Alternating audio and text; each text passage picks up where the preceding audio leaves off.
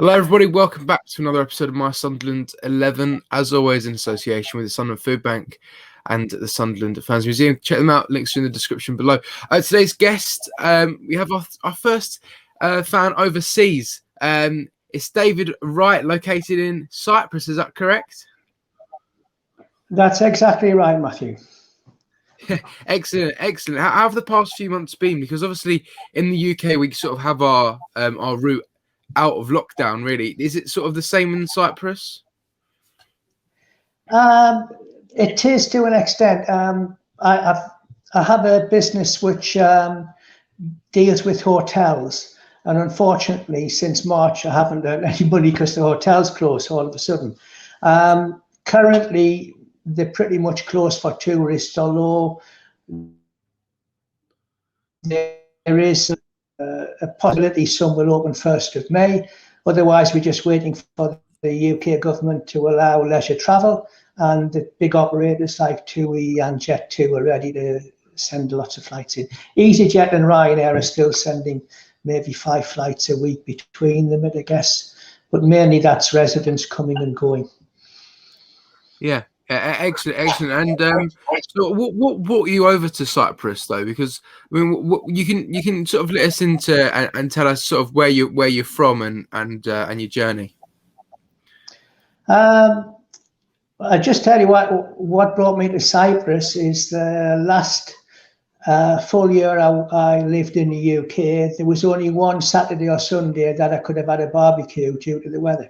So basically, the sunshine brought me here, although I was still working in the tour business in the UK, had an office in near Sheffield, and pretty much missed the football. It's much easier now, of course, but in the time that I moved to Cyprus in 2001, I thought I'd better record loads of VHS films on video from Sky and stuff like that, because to get Sky in those days was around £3,500 for a dish. And then when Sky moved, everything went back. So gradually, at least now, I've got access to the thing I miss most, which is streamed football, seeing Sunderland. Of course, it's not the same without a crowd to watch, and it's not the same as being there.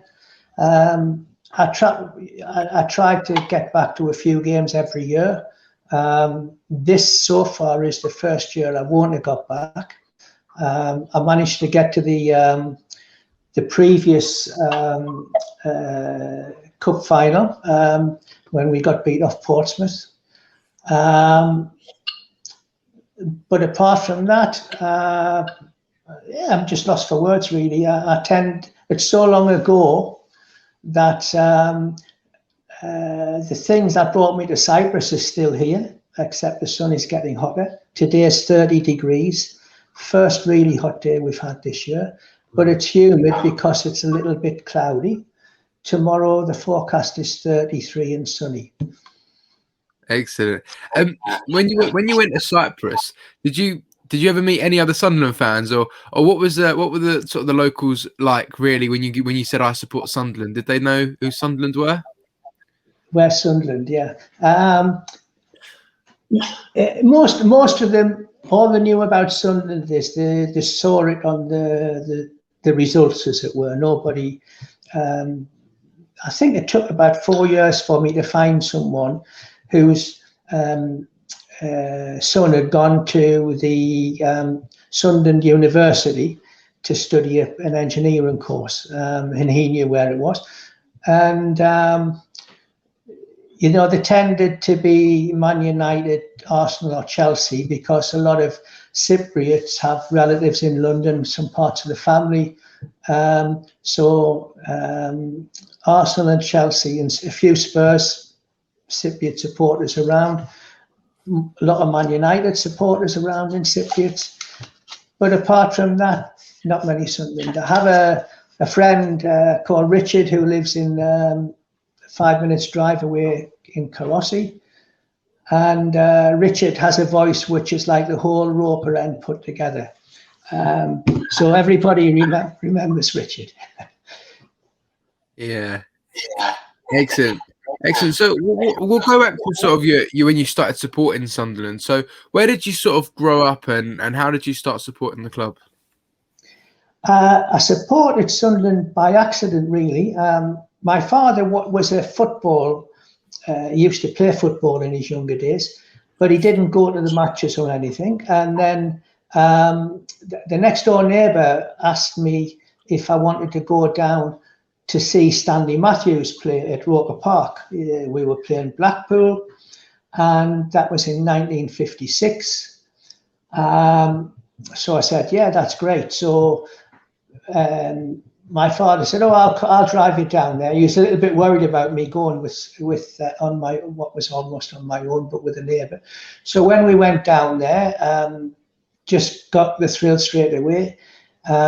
Fortunately, we won 5-2, but I can't even remember if Stanley Matthews played or not. So this is one of the problems about gas. And after that, my father wasn't so enamored. So the guy next door, our neighbour Joe, had a motor scooter. So I used to agree that every other home game he would take me on the Lambretta, and every other home game my father would come with us as well. And that's how it started off for me. Yeah, excellent stuff. What would you say is your looking back your best memory of supporting Sunderland? 1973 Cup final. I was there. Yeah. What do you remember from that day? I remember singing, crying, cheering. Driving back up the A1, there was 4 of us, and there was no mobile phones in those days. So we stopped at a little chef on the A1, and I called the local conservative club in Seaham, which is where I was brought up. And he said, "If you're here before closing time, there's a bottle of champagne for everybody who's been to the final." So we made it back there in record time. And there was a lock-in. I remember leaving, I think maybe 1:30 in the morning, something like that. Fortunately, I wasn't driving, but that was the big memory. And after that, of course, we played in the European Cup Winners' Cup in Hungary, and the Crun we played Sporting Lisbon in the original stadium of Wright. This is where Celtic won the European Cup in 1967, the same stadium. And it was quite horrifying, scary. There was 50,000 people in the crowd, of which there were 500 Sunderland supporters. And they'd given us a little paddock right at the front. So there were things being thrown at us. The police were quite threatening. The police were more frightening than the fans, to be honest. And we got beat. Yeah, so that was it. But I remember we went for a week, and we took a taxi up to the hotel out in the maybe about half an hour's ride from Lisbon, where the players were staying, and it was owned by a guy called Ernie Clay. And he was absolutely a perfect gentleman. He took us out into the garden. Some of the players were relaxing, some were chatting. I knew 1 or 2 of them, so whatever. So we arranged to get tickets for the game. And then they took us, we followed the team. There was 2 coaches, one of them for the staff and the players and directors, and the other one for the press. So we had a great time going to the match, frightening match. And afterwards we went back to the hotel in Estoril, and we won quite a bit of money at the casino there. So it wasn't a totally bad day, but it paid for the holiday. Yeah, excellent. That's great. That's good to hear. That's good to hear. Yeah, I mean, we did touch on it earlier about you're obviously living in Cyprus, so the amount of games you can go to are limited. Obviously, been to none at all this season. How have you found it though? Like watching watching the games now, and it's not the same really. But how do you think we've sort of got on? I mean, compared to Sky, the streaming is not great. You know, I know we've got 4 cameras now, but it's better than not being able to watch them. That's all I can say. The football with the false noises, and even with the noises and stuff without them, it's just like I used to play Sunday morning football in Sunderland, and it's pretty much like that. But I say the chance to watch them is better than not being able to watch them. Yeah, absolutely. You are right there. I just have one more question for you, David, before we do go through your team. And if you could put it into your own words, what does Sunderland AFC mean to you? Everything. Yeah. That's a perfect answer. Yeah, I think a lot of people can agree there. All right then. So we'll head towards your Sunderland 11. Just obviously you told me, but let everyone know sort of what formation you want to fit these players into. The formation when there didn't used to be formations, which was 2 full-backs, 3 half-backs, 5 forwards. Yep. Yeah, excellent. All right, we'll start off in goal. So, do you want to talk us through who you've gone with as your goalkeeper? Yeah, I would have probably picked Jimmy Montgomery, who was our goalkeeper in the cup final. Made that tremendous save from Peter Lorimer. But I think Jordan Pickford is far better technically, great on distribution. I think since he's gone to Everton, he's maybe grown his head a little bit more. But I think Pickford is an outstanding goalkeeper. Yeah, absolutely. Also, he hasn't. I'll be honest, he hasn't been chosen too much during this series, but it's good. It's good to hear his name. I mean, with what he's done, sort of with England and making history, sort of being I think it was the second goalkeeper to ever save a penalty in the penalty shootout. So, he's also, not only just done well at Sunderland, but also made history elsewhere, which just shows what a good player he is. Yeah. And shows that he had a good upbringing as well. The pity is that we've let the academy go downhill very rapidly and not use the players in the first team. Now things have changed with the new owners, hopefully, and we don't mind not winning if we can see the 100% effort.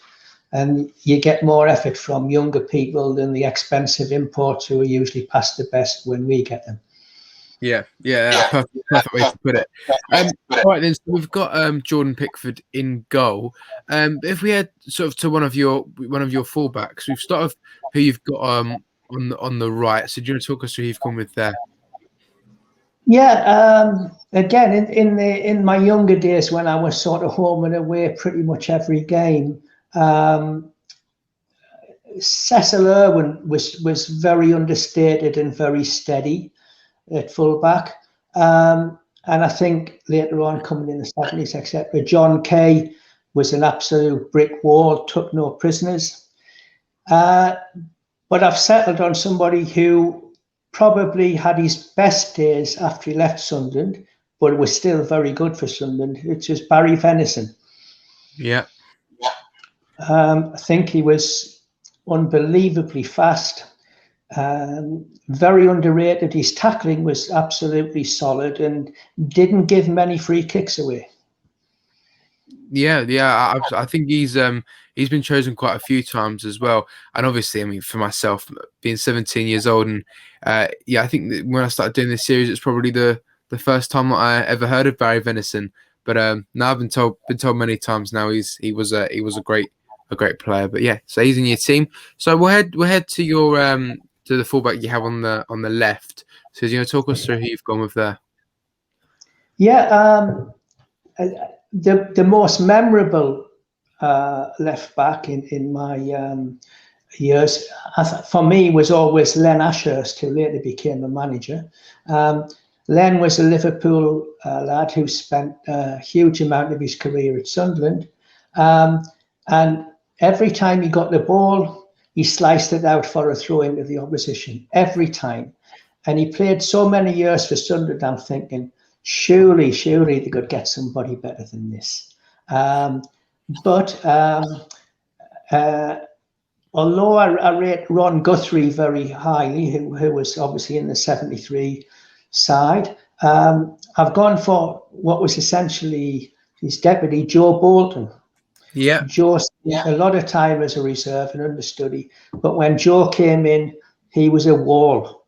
It was like you tried to get past three players if Joe Bolton was in front of you. And I think, again, his tackling, his timing, positioning was just excellent.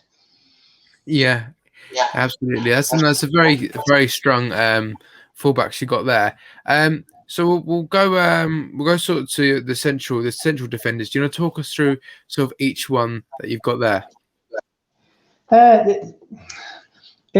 What we traditionally call the number 4, the right half.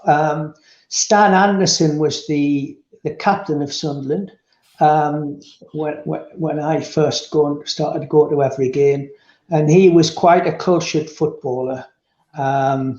His passing was outstanding, and he got, I think, 1 or 2 caps for England. But he was like a magnet to get the ball from the defence to the attack. And I rated him very highly.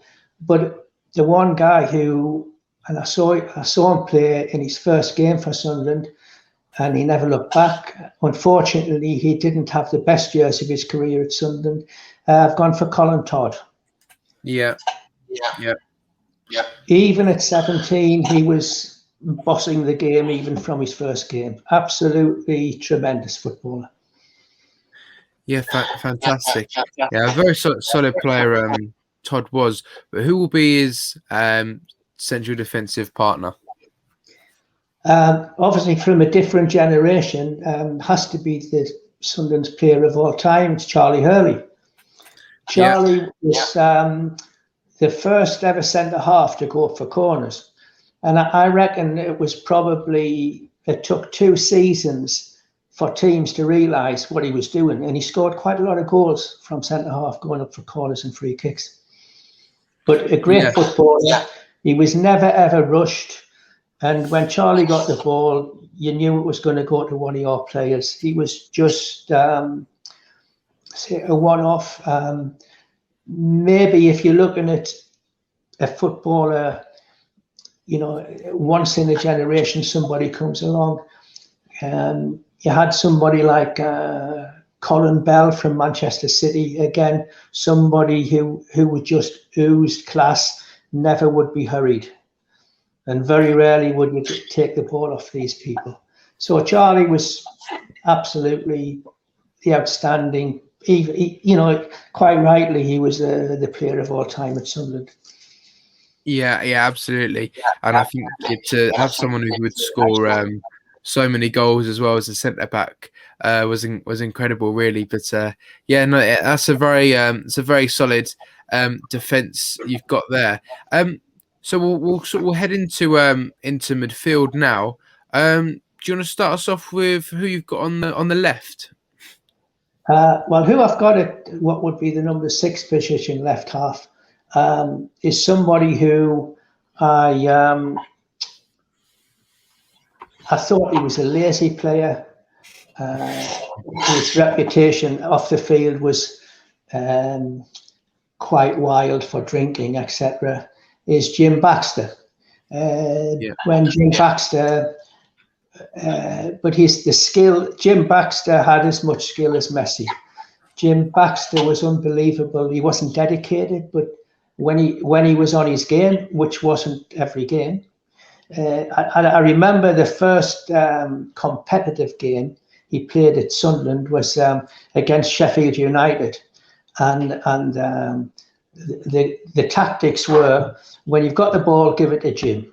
That was the whole tactics of the team, and he got the ball, started dribbling in his own half. Sheffield United took the ball off and went up and scored. And the crowd were really, really mad. But sure enough, every time our goalkeeper got the ball, he'd give it to Jimmy, give it to Jimmy. We ended up winning 4-1. He scored twice. And I think it was 5 players he went back past. And on 2 of the players, he wasn't even moving. He just moved his body and the player bought it and went the other way without even moving the ball or even starting in first gear. Absolutely tremendous. And many years later, when I was working, I used to have a business dealing with football clubs at one time. And I was invited to a pre-season game in Scotland before the English teams had kicked off. And I was at Rangers, and in the boardroom at half time, I was introduced to Jim Baxter, who had grown a lot in his girth, and he had a bright red nose, possibly due to a drink or two, but and still he was speaking broad Gladwesian. And I said, "Do you remember your time at Sunderland?" He says, "Yes." He says, "I had some great times at Wetherell's nightclub." That was what he remembered about his time at Sunderland. But his skill was, people would just die for the skill, half the skill he had. Yeah, absolutely. Yeah, that's fantastic to hear you speak about him there. And I think one player who liked a drink or two, but it's not a problem, is it, if you like a drink or two? Because as long as you perform on the pitch, that's all that matters, really. Yeah, well, he didn't always perform on the pitch, but it was a privilege seeing some of the games he played. And a lot of people remember him for the time that when Scotland played England at Wembley, Baxter just took over the whole game. So, but he was undoubtedly a wasted character, because he could have been as famous as Pele. Yeah, I know exactly. But well, at least the Sunderland fans remember him very, very well. And so he makes his way into your team then. So his midfield partner, who will be playing alongside him? Basically, you would in my team, you'd have Todd on the right and him on the left. They would complement each other, because Todd would break up attacks, give the ball to Baxter in my dreams, and then that was it. But I'll go over to the right wing now. Although he's a player who did come back on many occasions to help. He wasn't the fastest winger. I think in the younger days when I used to see wingers like Harry Hooper. Harry Hooper got the ball, put his head down, and ran and ran and ran. But the right winger I would have, he played with number 7 on his back, was little Bobby Kerr, captain when we won the cup. But Bobby Kerr was unbelievably underrated in terms of his fetching and carrying. When he got the ball and went towards the corner flag, you knew there was a cross coming in, and he would turn on a sixpence and the cross would come in. Nowadays, there's so many players we have currently, and have had many in the past, who can't cross a ball. Yeah. Bobby Kerr could cross a ball. Unbelievable. He would turn the full back inside and cross the ball like that. Absolutely fantastic. Very underrated. Yeah, absolutely. And there's someone as well, I think he's remembered very well at Sunderland. I think it helps that he lifted the FA Cup trophy as well. So the little general, I think he's referred to, isn't he? That's right. That's what Stokoe said. Yeah. So there you go. Bobby Kerr is in your team. All right then. So where would you like to go to next in your team? Somebody who's still playing currently. He has an engine like Bobby Kerr, box to box. again, his best days were after he left Sunderland. It's Jordan Henderson. Yeah. Great guy to carry the team, and when he's been injured, Liverpool don't perform that well without him. And he stood in so well on many occasions for Van Dijk when he was injured. And I rate Jordan Henderson high. I rate him also for the fact that he lives a correct life. I'm quite a disciplinarian in a lot of respects. You know, I don't know if he drinks now, but he certainly didn't used to drink when he was at Sunderland. And he was dedicated just to training and performing and learning. And, you know, he's one of these people, even if they didn't take part in a successful side, you would give him credit because he would try his hardest every game. Yeah, that's true. I mean, he's a great professional himself, and I think we all could see when he's breaking into the squad at 18, 19 years old, and how good he actually was.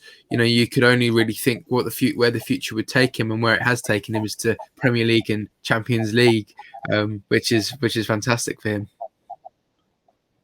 Yeah. So anyway, I'm feeling one day he'll come back and manage Sunderland. That's hopefully I'll still be alive when that happens, but that's it's quite entirely possible that I won't be. But you know, some players leave and you say good riddance, and other players you wish every good wish, and when they come back and play at Sunderland, they'll get a big round of ovation, and he's one of them.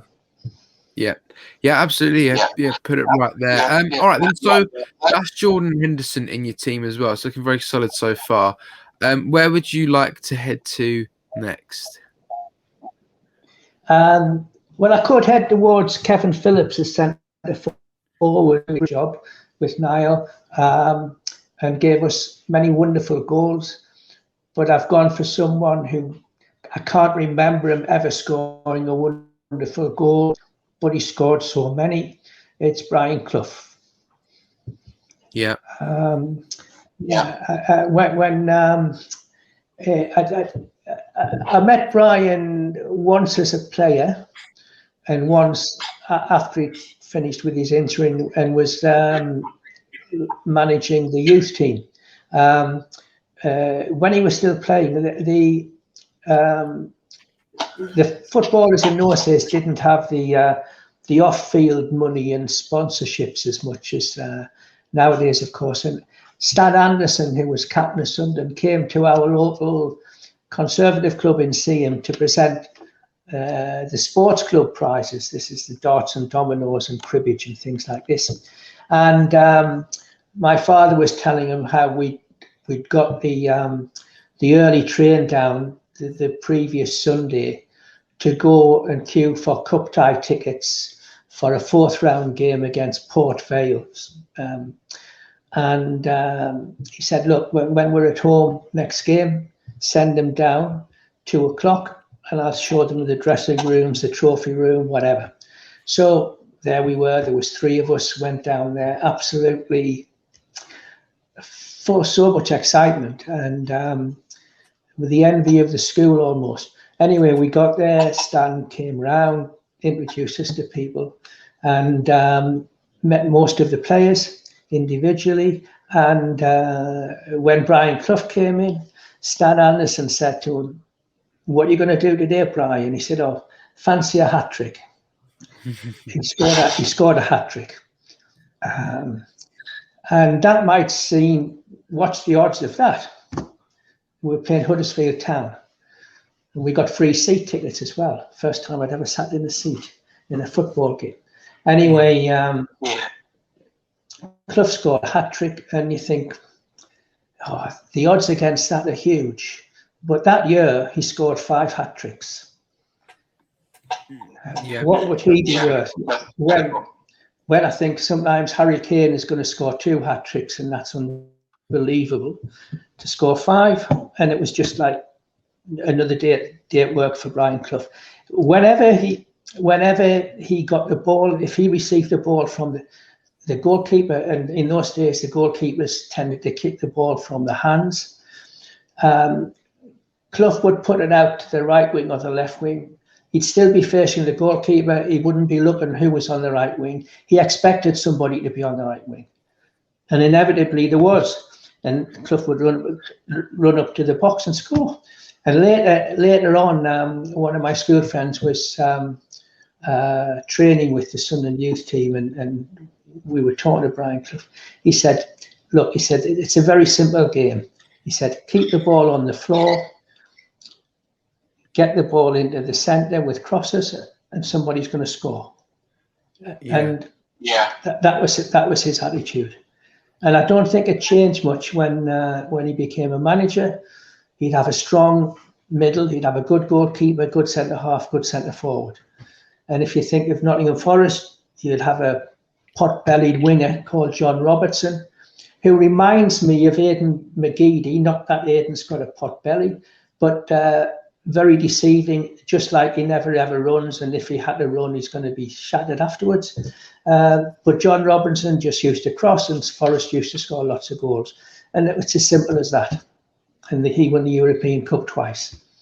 Yeah, I think that's a player as well we would have loved to have seen come back to Sunderland and manage us. But I think for one reason or another, it never really, I don't know, it was never really the right time for both parties. But, you know, I think he still labels Sunderland as the happiest time of his football and managing career combined, which just shows really sort of how well he did. And as you say, when he wanted to do something on a football pitch like score a hat-trick, he just went out and did it. So I mean, it just shows how good one person is there. There was a story, but not sure if, or let's say a rumor, not sure if it's true or not, that when Sunderland had a vacancy for a manager, they used Len Shackleton as an intermediary, and he met Brian Clough at Darlington. And apparently the first thing he said to Brian Clough is that, I hope you're not going to price yourself out of this job, Brian. And Clough got up and walked out. Whether that's true or not, I don't know. But it was a very, very story that seemed to get a lot of publicity. Yeah, I know. I'm not. Yeah, it's just. I wish. I mean, I wonder what the club could have achieved with Brian Clough as the manager. But I think, you know, we'll never know. But as I've said on here before, I'm sure there'll be another sort of Brian Clough out there who will be you know, that someone will be here talking about in, you know, another 70 years, saying what a fantastic player he was. So yeah, you never know. One day we might find someone like that. But yeah, Brian Clough, great choice there. Where would you like to go to next? Number 10. You know, I can't remember. Let me just think back. There were so many people that I was thinking about for these halfbacks and inside forwards as there were then. I might have actually gone for Julian Archer. You have to remind me, Matthew. Julio Archer, yeah. Gave everything every game. Still playing today down at South Shields, I believe, or somewhere like turning up the odd games. He absolutely loved his time at Sunderland, and Sunderland loved Julian Archer. He, you know, you see, after about the first 15 minutes of a game, he was always drenched in sweat as if he'd done 90 minutes already, because he was never still. He always moved and he always wanted the ball. He just gave everything. And if we had even half a dozen players like that, we would sail promotion. He was unbelievably dedicated and kept himself right. And then he went on to Middlesbrough and played several years for them. And the Middlesbrough fans loved him as well. So he would be my man. Yeah. Other people in the days, like when Clough was playing, we had an Irish number 10, Johnny Crossan, who'd been banned from football and banned, and he played in Belgium for, I think, Standard Liège. And then when they relaxed the rules, he was taken off the books payments. Sunderland signed him, and he was a very clever forward, Johnny Crossan. Very rarely wasted a ball. and scored a few goals. But just because I think Arca is an example of somebody who's dedicated, very much like Henderson. With Arca and Henderson in a team, I think the opposition would have trouble. Yeah, definitely. I certainly think so. And Julio Arca's a fantastic choice. He was a fantastic player. A lot of people do remember him.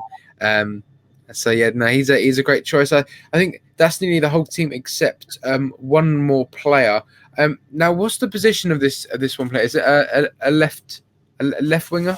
Left winger, yeah, left winger. Yeah. To be honest, I can't remember an outstanding left winger who played for Sunderland for a long time. There's always been the guys who had a few games or a half a season and were great, and then they just didn't happen. I remember the first winger I saw playing for Sunderland was called Colin Granger, and he used to be called the singing footballer because he could play the guitar, and he used to make extra money by singing in pubs and nightclubs and whatever. And I think he's probably the only professional footballer in history who played on the same bill as the Beatles. It's true. But I think he was a better singer than a footballer, possibly. Go to a winger who once had one or two good games for Sunderland, but I think he probably had 100 more bad games, is Jackie Overfield, who always, to me, looked as if he was ill. He didn't look as if he was healthy, if you know what I mean. Coming back later on, a tremendously talented winger who was very good for Sunderland was Magic Johnson, Alan Johnson. He was in the days where we had two wingers, with Nicky Summerby and Alan Johnson, and in the Peter Reid team, and we tore teams apart. Absolutely excellent. But again, he had some sort of an argument, I think, and was sort of shoved to one side and transferred. But the one I've gone for is somebody who can actually perform magic, and he can also be lost. Is he playing today? Which is Aidan McGeady. Because I can remember what he's done this season. And even when he has great games, he has one or two which are a little bit indifferent. But usually he gives you hope. And the one thing that Sunderland fans have always got is hope, but we need somebody to believe in. And if we're going to believe this season, then McGeady's got to give us the goods. And I think he's capable of it. In the league he's playing in, everybody says, take McGeady out of the game, the opponents, and you'll beat Sunderland. That might be the case, it might not be. But at the end of it, I don't see anybody else giving us that spark. Yeah.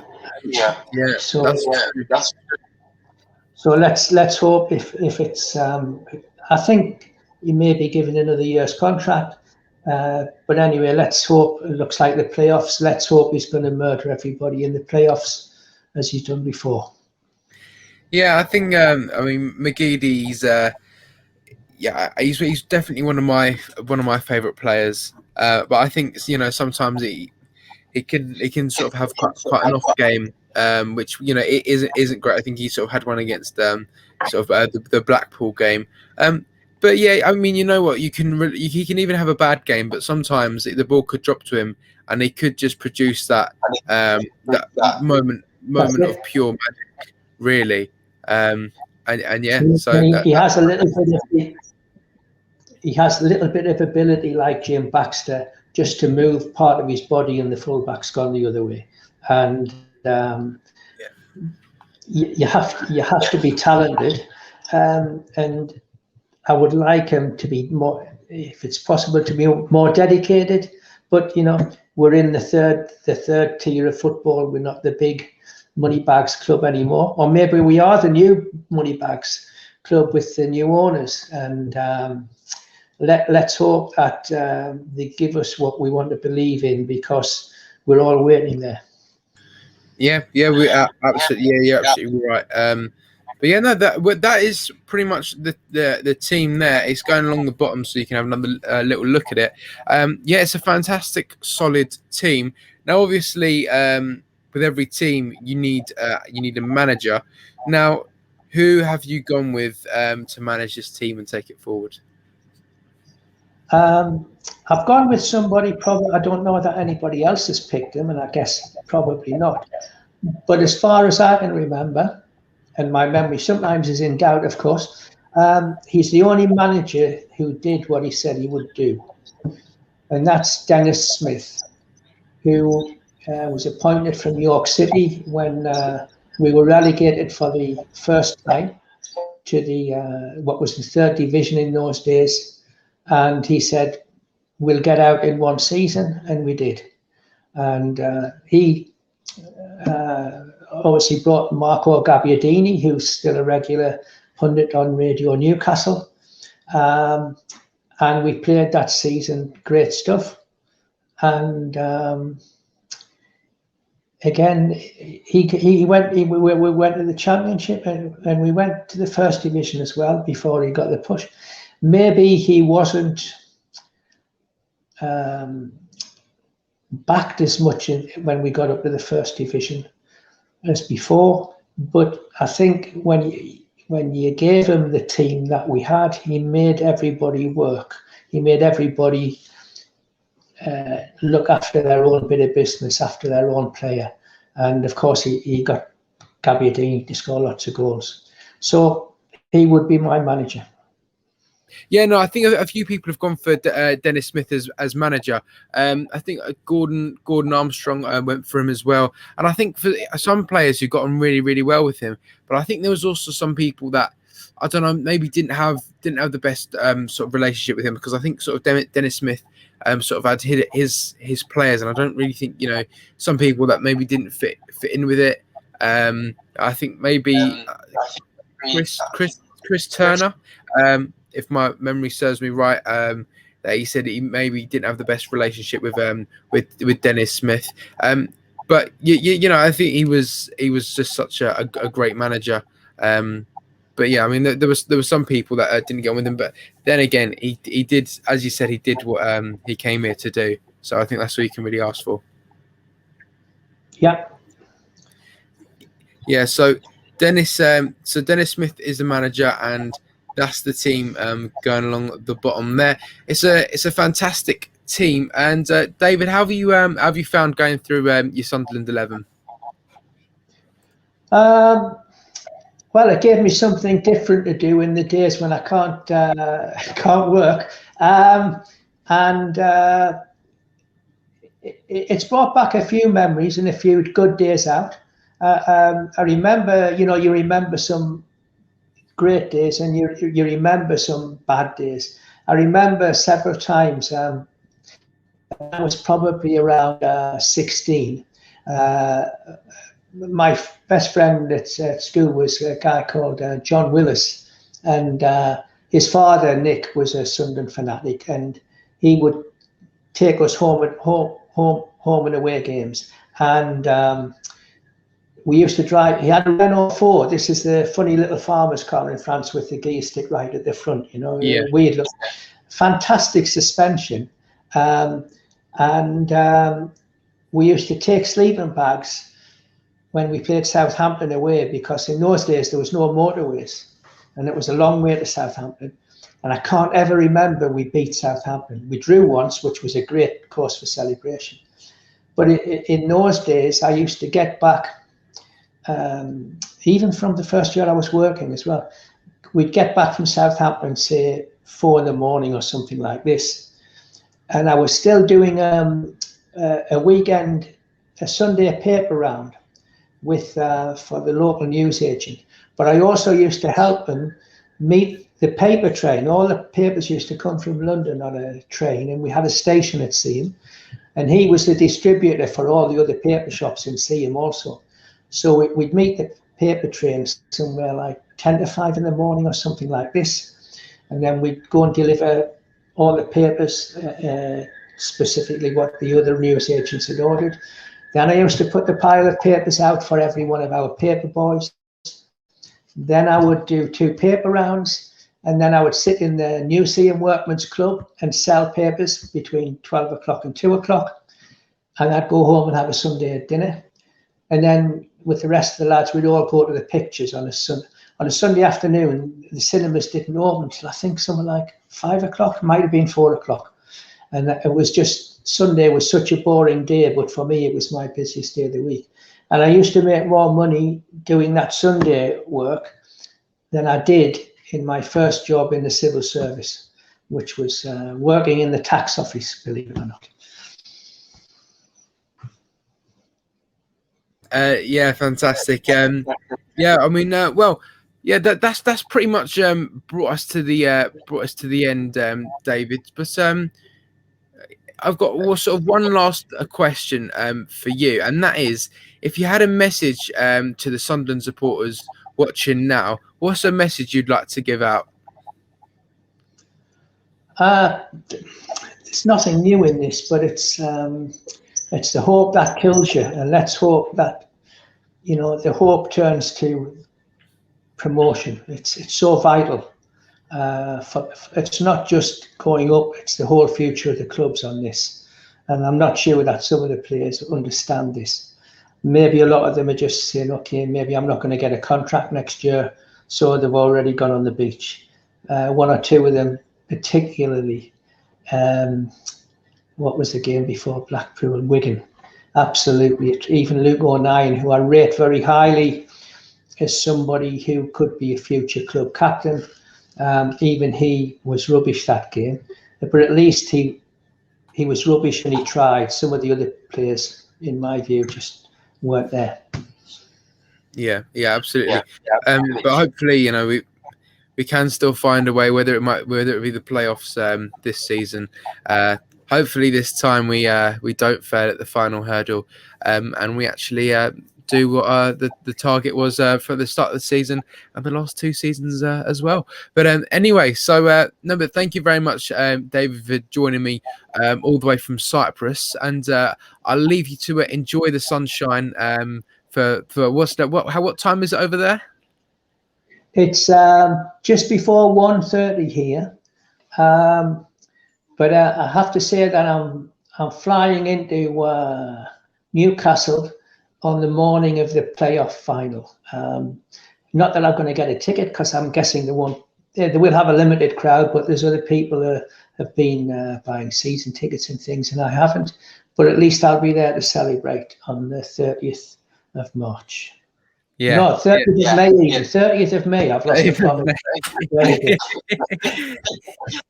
Yeah, no, I'm sure. I'm sure a lot of Sunderland fans. I'll try and get there as well. Although Wembley isn't too far away from where I live, I don't really think I'd be getting a ticket because, wasn't a season ticket holder for this season. But yeah, so 5,000 fans, I think, will be allowed. We've got to get there first. We've got to get through the 2 legs. But yeah, so. Yeah, anyway, so thank you very much, David, for joining me. Thank you, everyone, for watching. Of course, the series is in association with the Food Bank and the Fans Museum. Go check them out. Links in the description below. They've done incredible work through the past few months, so go and check them out and support. But yeah, so for me and David Wright, everyone stay safe and away the lads.